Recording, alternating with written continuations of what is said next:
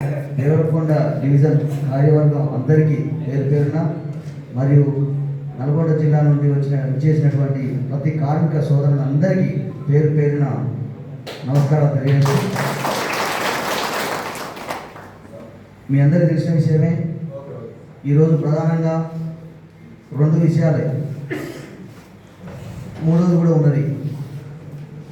మొట్టమొదటిగా రేపు జరగబోయే డైరీ ఇనాగ్రేషన్ని మనందరికీ అందరం బాధ్యతగా తీసుకొని సక్రమంగా నిర్వహించి సక్సెస్ఫుల్ చేయాల్సిన బాధ్యత ప్రతి ఒక్క కార్మికుల మీద ఉన్నమాట వాస్తవం.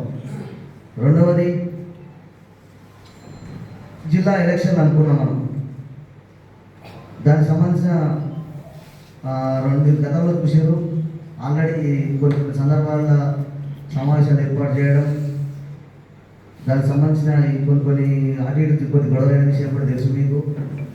సరే, ఏదేమైనా కానీ ఒకటే విషయం, నల్గొండ హెడ్ క్వార్టర్లో ఉండే వ్యక్తులకు నల్గొండ జిల్లా సెక్రటరీ, అది ప్రొవిన్షియల్ స్టాఫ్ ఒకటి, ఓఎన్ఎం స్టాఫ్ ఒకటి అని మొదటి నుంచి ఉన్నమాట వాస్తవం. అది మన పెద్దలు సీనియర్ నాయకులు ఎప్పటి నుంచో ఆ ఆనవాయితీ కొనసాగుతుంది.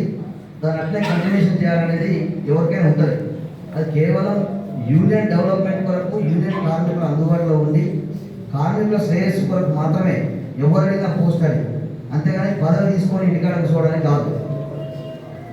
సరే, ఇలాగేదో రాజశ్రావణ అన్నాడు, ఏదైనా కోపం ఉందని. నాకు ఇలాంటి కోపం ఉండదు, కార్మికులందరూ ఒకటే, కోపం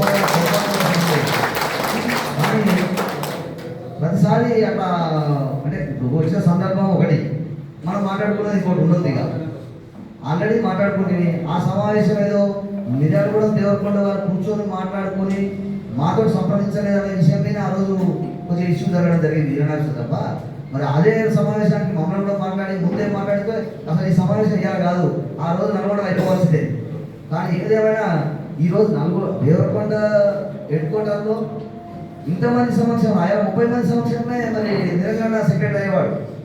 ఆయా మరి జరిగిన ఇష్యూస్ వల్లనే ఇక మీ అందరి సమక్షంలో మనం మీ ఇలాకాలో అవుతున్నందుకు మరి మీరు కూడా సంతోషపడాల్సిన అవసరం. ఇంకోటి, మా సెక్రటరీ పాండు గారు ఒక కోరిక కోరిండు.